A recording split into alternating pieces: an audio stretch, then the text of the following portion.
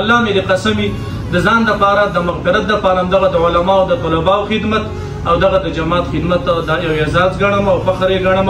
وصیت به هم دا وي چې کله زما جنازه اوچتېږي نو زما د جنازې د کټ د پاسه به د جمعیت برګه جنډه وي انشاءالله. ورحمت الله وبرکاته. ملګري راغلي صادق افریدي خواله را سره شازیب بی دی، مولانا صاحب دی را سره، جاوید افریدی دی را سره، دغسې نور د ترزوی دی. یو خبره کېږي په مولانا فضل الرحمن صاحب باندې یو الزام لګېږي چې مولانا فضل الرحمن صاحب د مدرسو واړه روباسي، جلسو لی روباسي که نه جي، سیاست پې خپل کوي.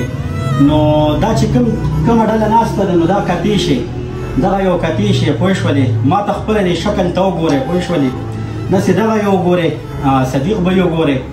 نو زمونږ چې دی په مخونو باندې ګیرې نشته دی. مونږ خو د مدرسو واړه نه یو که نه، او زیاتره خلک دا کمنټ هم کوي چې د علماو سره د هغو سپورټ کوي نو ګیره پرېږدئ. الله پاک دې تر هغې پورې مرګ را مه ولي چې تر څو پورې سنت نبوي په مخ باندې نه وي. او دغه سوال مو الله نه دی.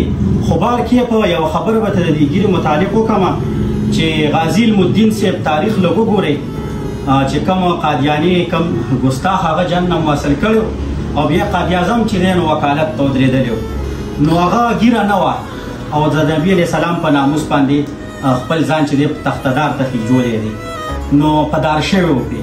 نو دا په ګیره باندې نه ده، خپل ایمانونه ټیټ کول پکار دي او لازمي نه ده چې هر ګیرې والا چې دی نو هغه به د مولانا فضل الرحمن صاحب سره وي. داسې په دې دیر کې یو پیر دی، بده خبره نه چې دی محفل کې یادو، خو بار کې په نن سبا ډېر دغه دی. نو هغه ته اوس وګورئ، هغه د مدرسې نه فارغ دی، خو هغه د الله پاک چې دی دا یو هدایت دی چې الله پاک چاته وکړي نو هغه په صراط المستقیم روانوي. ګوره جمعیت الاسلام یو داسې پارټي ده چې دې کې ګنده سړی الله پاک نه ایساری. زیاتره خلک نه یادوم خو مردان شجاع الملک مولا دی، هغه ته وګورئ لکه څنګه کردار یې دی. نو الله پاک د دې جمعیت نه ولې ویسته چې داسې ګنده کردار والا خلک هغه زمونږ د جماعت د علماء کرامو د علماء حق دا ډله چې دی دی نه مني. بس څه ناڅه یې مفاد راشي، یې بل ملګري ته بغض زړه کې راشي، بس غرب شي چې هغه وځي نو بس هغه الله پاک یې اخره خرابه کړي. نور د علماء کرامو سره مینه محبت دا زه خو یم چې دا د هر مسلمان چې دی په زړه کې وي، هغه دې په خپل ایمان باندې ویرېږي چې هغه د ګیرې پټکي توهین کوي او د علماء کرامو نه نفرت کوي. نو دغه بدبختو دپاره دغه یو څو خبرې وي. او باقي چې دی مولانا صاحب تاسو به څه ویل غواړئ دا نوي کول چې کوم مونږ ته څه وایي او بیا چې دی نو لکه د مدرسو د طلبه کرامو په باره کې کوم الفاظ استعمالي دغو ته ستاسو څه دغه پیغام دی. بلال صاحب تاسو ته سکربوشي وایو، بختیار رالی وایو، هرکلی وایو. بلال صاحب نن موږ سره راغلی دلته مېلمه دی. الله دې د ده راتله زموږ دپاره د دوی دپاره د خیر سبب وګرځوي او الله دې په دې جماعت کې د استقامت سبب وګرځوي. یقینا ما ته په دې باندې فخر حاصل دی چې زما تعلق د علماو سره دی او بیا د سیاسي پارټۍ د جمعیت علماء اسلام سره دی. او په الله مې د قسمي د ځان دپاره د مغفرت دپاره دغه د علماو د طلباو خدمت او دغه د جماعت خدمت دا یو اعزاز ګڼم او فخر یې ګڼم. او وي به هم داسې انشاءالله زما وصیت به هم دا وي چې کله زما جنازه اوچتېږي نو زما د جنازې د کټ د پاسه به د جمعیت برګه جنډه وي انشاءالله. او زما په قبر باندې به انشاءالله د جمعیت دغه پرچم نبوي انشاءالله ولاړ وي.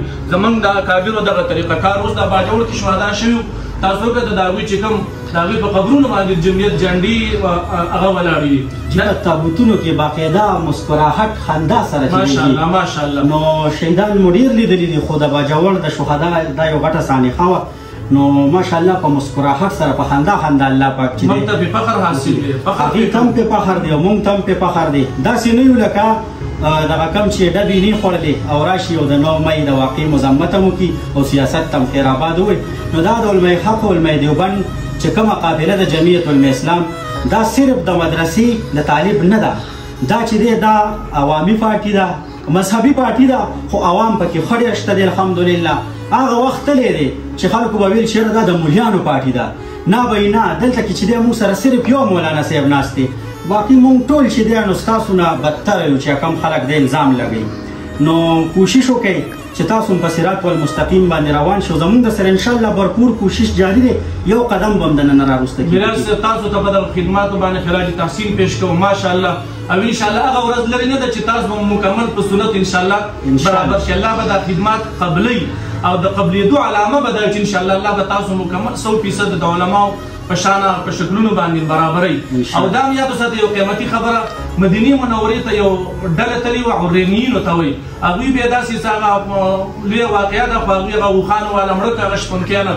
نو بیا رسول الله مبارک ته پته ولګېده، رسول الله مبارک پسې صحابه ورواستول او هغې بې ونیسل او هغوی هغه شانه چې څنګه هغه شپونکیان وجلي او شهیدان کړي وو هغه شان معاملې ورسره وکړه.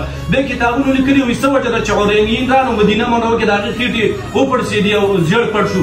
مدینې منورې مثال په شان وي د بټۍ دی، بټۍ ته چې د اوسپنې زنګ والا هغه اوسپنه اردن نه چې د هغې نه هغه زنګ لري. د جمعیت مثال هم دغه شان لري چې بار پاکیزه خلک دي هغه به جمعیت ته راځي او چې ګنده خلک جمعیت ته هم په دوکه راګنده شوي دي هغه به یو ځل د جمعیت نه بار کېږي. زه هم که بېګیر هم دي انشاءالله دا پاک خلک دی، د دوی مستقبل پاک دی، د آخرت به پاک وي. زه تاسو ته خراج تحسین او شاباسي پیش کوم چې تاسو د علماو د دغه پاکیزه جماعت او د شیخ الهند د قافلې خدمت کوي. الله تاسو ته جزای خیر. آمین ثم آمین. ملګرو اجازت په واخلو د الله په امان.